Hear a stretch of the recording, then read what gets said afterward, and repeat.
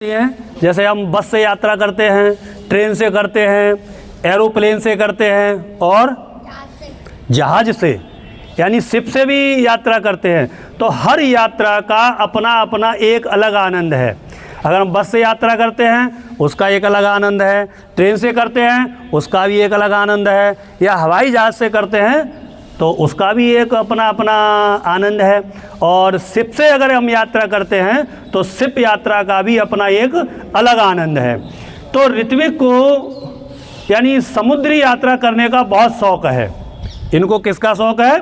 समुद्री यात्रा करने का शौक़ है। मान लीजिए इनको मुंबई से त्रिवेंद्रम पहुंचना है, मुंबई से इनको त्रिवेंद्रम पहुंचना है तो किससे जाएंगे? समुद्री यात्रा से जाना है, हवाई यात्रा से नहीं जाना है, समुद्री यात्रा से जाना है, क्योंकि इनको समुद्री यात्रा करना बहुत पसंद है।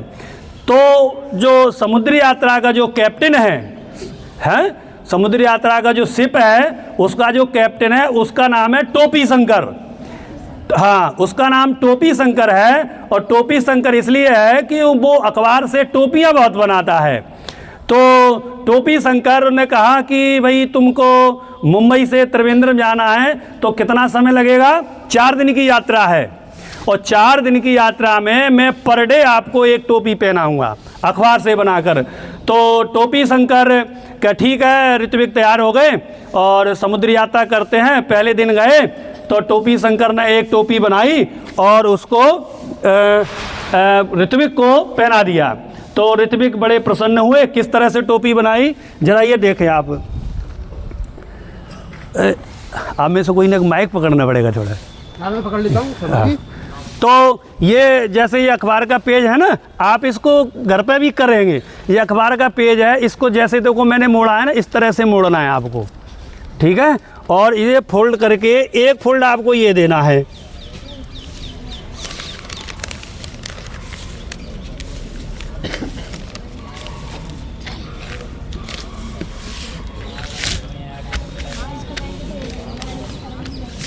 कई बच्चों ने ये क्लास में मैंने बताई हुई है तो उनको पता भी होगा, मैंने बताई है।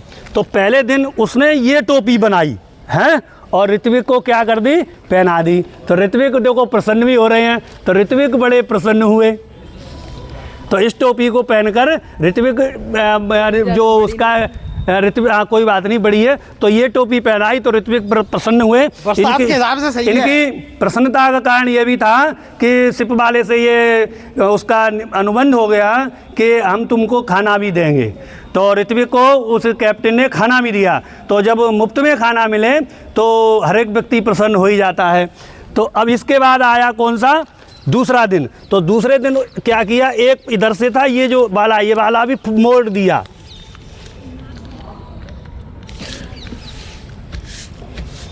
और एक फोल्ड और लगा दिया।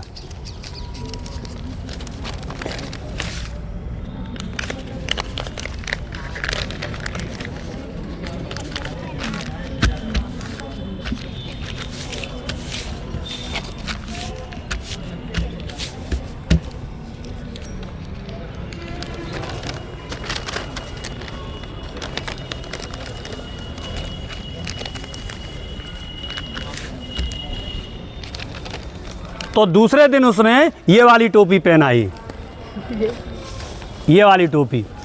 अब इस टोपी का नाम है, पहले दिन टोपी पहना दी और दूसरे दिन टोपी पहनाई। तो इस टोपी, ये टोपी जो है वो विशेष प्रकार की टोपी है। और ये किसकी टोपी है? जो हमारे अग्निशमन अधिकारी होते हैं या जो कर्मचारी होते हैं वो इस तरह की टोपी पहनते हैं। इसकी खास बात, अरे ये तो सारा मामला गड़बड़ हो गया, रुका जा। तो टेम्परेरी कोई बात नहीं। ना ना ना ना, हवा चल रही है ना, हवा।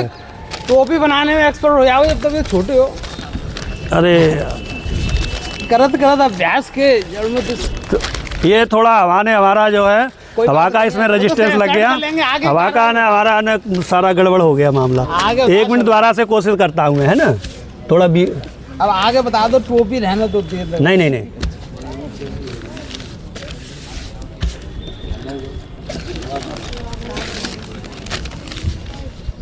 पकड़े रहना, थोड़ा हवा न उड़े, है ना।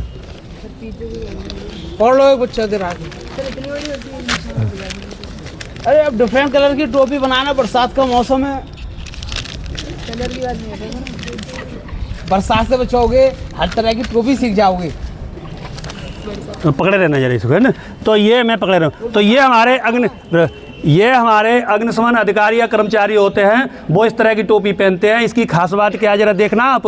इसकी खास बात ये है, जरा पीछे मुड़, इसकी खास बात ये है, यहाँ पर जो हमारी स्पाइनस होती है यानी रीढ़ की हड्डी, उसकी स्पाइनस का यहाँ लिंक है, तो ये उस पूरे को ढके रहती है। अगर इसको किसी तरह से अगर क्षति पहुँचती है तो ये समझ लीजिए कि हमारा पूरा शरीर बेकार हो जाएगा, हमारे शरीर का कोई भी अंग काम नहीं करेगा। तो दूसरे दिन उन्होंने ये टोपी पहना दी। फिर आया कौन सा?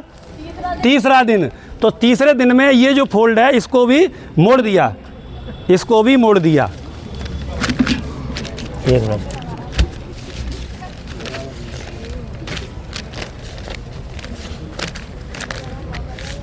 अब छोटी करते यार टोपियाँ, पहले तो सबसे बड़ी थी टोपी।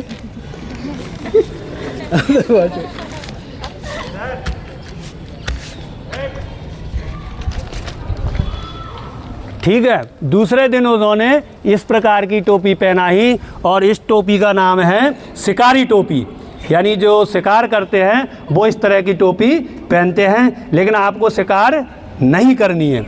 अब कौन कै दिन हो गए? 3 दिन। अब कौन सा दिन आ गया? चौथा दिन। तो चौथा दिन उसने एक फोल्ड और मार दिया।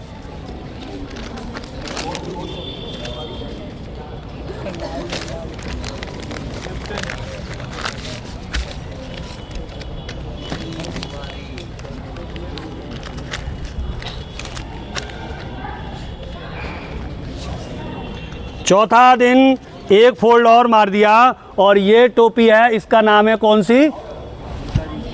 पांडु टोपी।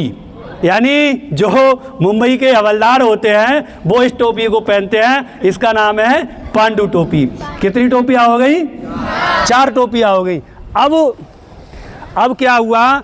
4 टोपियाँ हो गई। त्रिवेंद्रम आने वाला था, तो उसके बाद अब क्या होता है बेटा, ये जीवन है, जीवन में आपदाएं आती जाती रहती हैं।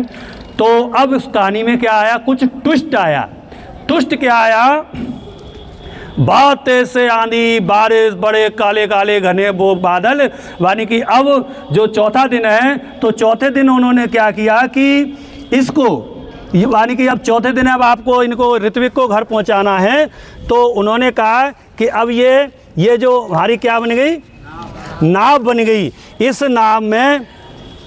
इस नाव में बैठा के मैं आपको क्या करूँगा? घर छोड़ दूँगा। तो इतने में ही जैसे कि चलो नाव में बैठा के घर छोड़ देंगे, इतने में क्या हुआ कि बहुत तेज़ से आंधी, बारिश, तूफान, और नाव क्या लगी? नाव डगमगाने लगी।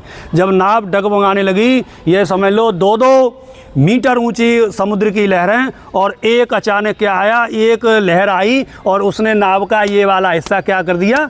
क्षतिग्रस्त कर दिया, तोड़ दिया। तो नाव का ये वाला हिस्सा क्या हो गया? टूट गया। हाँ, तो ये वाला हिस्सा जब टूट गया तो अब तो नाव जो है नीचे क्या हो गया? जो तैर रही थी वो क्या हो गया? डूबना शुरू हो गई। तो डूबना शुरू हो गई। कहते हैं आपदाएं आती हैं तो कह सुन के नहीं आती, फिर कई आपदाएं आती हैं इंसान पर। एक लहर और आई और उसने क्या किया? नाव का ये वाला हिस्सा भी क्या कर दिया? तोड़ दिया। ये वाला हिस्सा भी क्षतिग्रस्त हो गया। तो इसको मैं तोड़ देता हूँ, पकड़े रहो आप। तोड़ दिया। तो अब नाव नीचे डूबती जा रही थी, डूबती जा रही थी, डूबती जा रही थी। अचानक एक लहर और आई, तो जहाँ वो नाविक का कैप्टन था, जो जहाँ से वो नाव का संचालन कर रहा था, ये वाला हिस्सा, वो हिस्सा भी क्या हुआ? टूट गया। तो ये वाला हिस्सा भी टूट गया। तो जहाँ से नाव का संचालन हो रहा था वो हिस्सा भी टूट गया। तो अब क्या हुआ? नाव का डूबना लाजमी था। तो नाव नीचे क्या थी? डूबती चली जा रही थी, डूबती चली जा रही थी। तो फिर कहते हैं कि जिसको भगवान, अब तो कोई चारा ही नहीं है, और ऋत्विक हमारे बड़े परेशान थे। अब तो क्या है, मेरी ज़िंदगी का किससे सामना हो रहा है? मौत से सामना हो रहा है, मुझे कोई बचा नहीं सकता। तो कुछ कहा गया है कि जाको राखे साइया, मार सके ना कोई, बाल न बांका कर सके जो जग भेरी हो। फिर भगवान की कृपा हुई। लेकिन ऋत्विक को अपने कैप्टन पर बड़ा भरोसा था कि कैप्टन मुझे कुछ न कुछ करके क्या कर लेगा, बचा लेगा। तो उसने फिर क्या किया, फिर जैसे ही डूबने वाले थे यानी मौत आने ही वाली थी, तो उसको याद आया कि मेरे पास क्या है, एक लाइव जैकेट है, एक लाइव जैकेट है, और इस लाइव जैकेट को पहन करके, लाइव जैकेट है और इस लाइव जैकेट को पहन करके क्या करेंगे, हम ऊपर आ जाएंगे। और ऋत्विक सुरक्षित ऊपर आ गए और सुरक्षित ऊपर आ करके उनको क्या किया, अपने घर पहुंचा दिया। तो इस कहानी का सार क्या निकला, इस कहानी का सार ये है कि अगर हमारा नेक नियत से अगर हम कोई काम करते हैं तो फिर ईश्वर हमारी उसमें मदद करता है, यानी ईश्वर हमारी मदद करेगा। और ये तय है कि अगर जीवन है तो उसमें मुसीबतें कठिनाइयाँ तो आनी ही आनी हैं। तो अगर आप सफल होना चाहते हैं तो कठिनाइयों से मत घबराइए और अपना प्रयास निरंतर जारी रखिए। तो पूरी बात तो होने दो, अभी पूरी बात हुई नहीं है, वो अपने आप ही कहेंगे। तो सफल होना है, सफल होना है तो सफल होना है तो घर से निकल और तूफानों से यारी रख। सफल होना है तो घर से निकल, तूफानों से यारी रख। कदम कदम पर आएंगी मुश्किलें, ये तय है, कदम कदम पर आएंगी मुश्किलें, ये तय है, पर तू अपना सफ़र निरंतर जारी रख, तू अपना सफ़र निरंतर जारी रख। अब बजा लो। अब इसके पीछे विज्ञान क्या है, इसके उत्तर कल मुझे चाहिए। और जो बच्चे जो साइंस वाले बच्चे हैं, ख़ासतौर से 12th वाले या फिर 10th वाले, उनको इसके उत्तर खोजने हैं। इसमें कौन सा प्रिंसिपल लग रहा था कि नाव टूटने से डूबती चली जा रही थी, डूबती चली जा रही थी, इसके पीछे साइंस क्या है। फिर लाइव जैकेट ने ऐसा क्या काम किया जिससे वो तुरंत नाव क्या हो गई, ऊपर आ गई। इसमें कौन कौन से प्रिंसिपल हैं, पहले वो डूब रही थी फिर ऊपर आ गई, इसके पीछे विज्ञान क्या है, इसके उत्तर कल मुझे कोई न कोई बच्चा यहाँ प्रेयर ग्राउंड पर बताएगा। धन्यवाद। कागज की नाव है, गहरा पानी है,